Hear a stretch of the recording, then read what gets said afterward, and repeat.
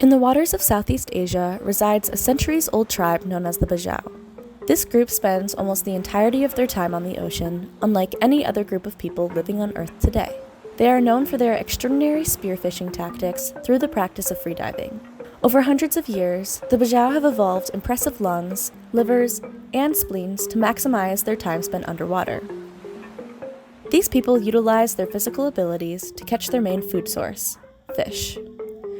In order to survive on the ocean, the Bajau tribe builds massive houseboats and teaches their children as early as 8 years old how to fish. These people have complete control over their bodies and impulses. If they are incapable of being present in the moment, then they are putting themselves and others at risk. Bajau freedivers spend up to 5 hours a day underwater, making them responsible for the majority of the tribe's food and economic livelihood. As a part of understanding what it takes in order to freedive, we explored the breathing techniques of freedivers. We followed along a guided meditation based on the breath holds and underwater visualization of freediving. Hello, fellow freedivers. Make sure you find yourself in a comfortable position. We wanted to understand how it felt to mentally and physically prepare yourself to freedive. Although this is different from actually being in water, it was the closest we could get to being immersed into this practice. Try to soften your body. Make it soft like water. Along with the guided meditation, we decided to do a sound bath to understand what it might sound like to be underwater for long periods of time.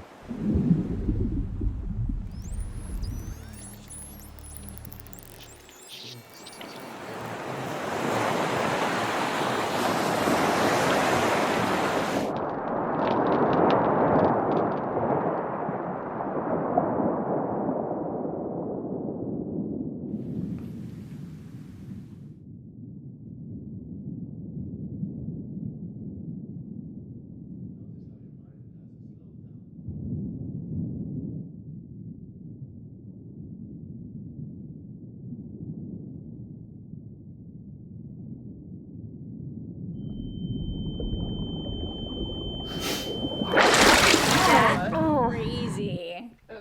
To follow up on the submergence of cultural practices, we also decided to practice the traditional cooking practices of the Bajau. This included preparing and descaling of fish. Oh, this is awful. You're doing great. I can't get the skeleton thing. I can't get through it. Is that over there? Yeah. Maybe. Yeah. Yeah, Emma.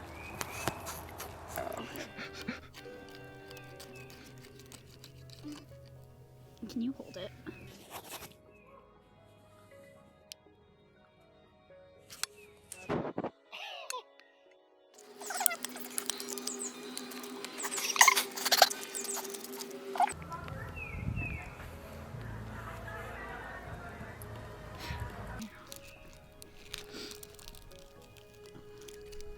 I think this is actually how the guy did it. Oh, actually, That was great. Yeah. What? Yeah.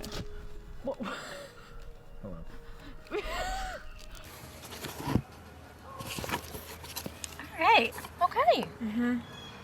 Probably enough for 2 sushi rolls. Nice.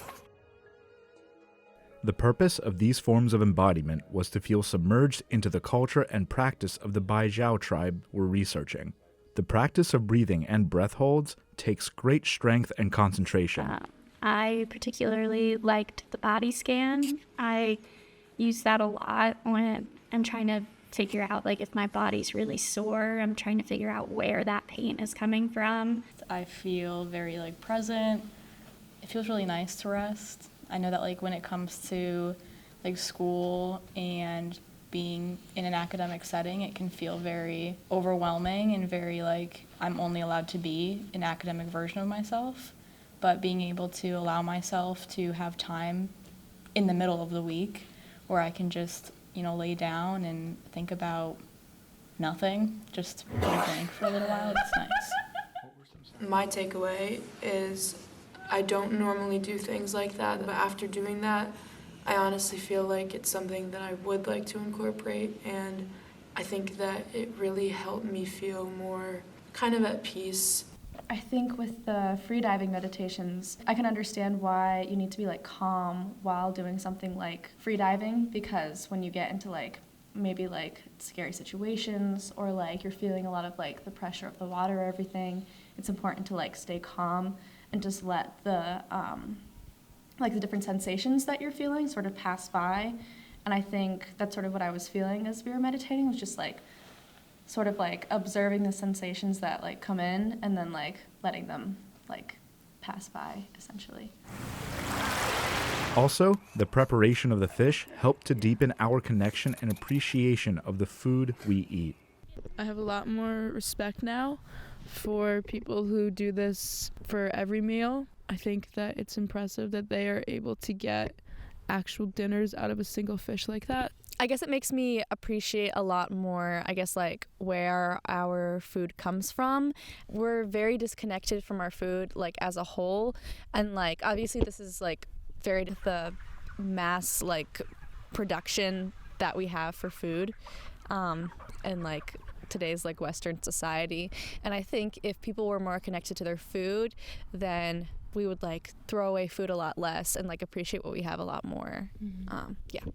It takes so much fuel to transport the fish when it's pretty much as easy for us just to take what, like how long did it take to get to Big Y?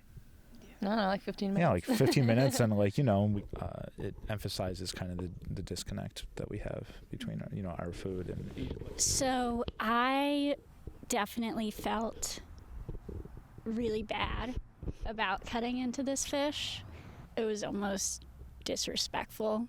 This sort of hands-off approach to getting our food in Western culture and society has made it so easy to disassociate yourself from the reality of it. He had a good life underwater.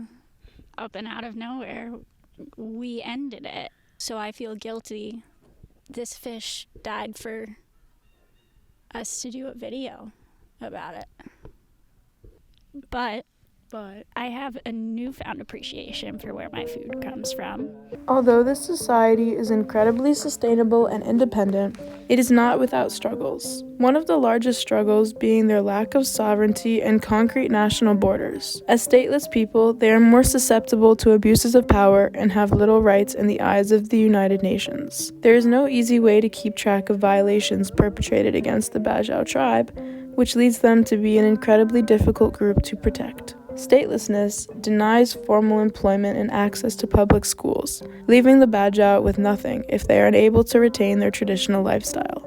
One of the most important aspects of the Bajau in need of protection is their rights to the ocean, especially since it is their main source of food. In an interview with the Bajau couple, we were told, You would just go down your house, you could harvest marine products there, sea cucumber, sea urchins, or small fish that you could use for the family's food.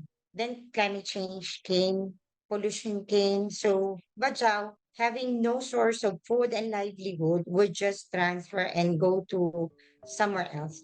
The Northern Borneo Charter Company, a British-founded organization, helped to establish Sandakan as the capital of Northern Borneo, but the charter company enforced boat registration among the Bajau in order to control maritime movement and collect taxes on boat ownership. This encouraged the Bajau to move away from their traditional nomadic lifestyle and move towards a more Western way of life.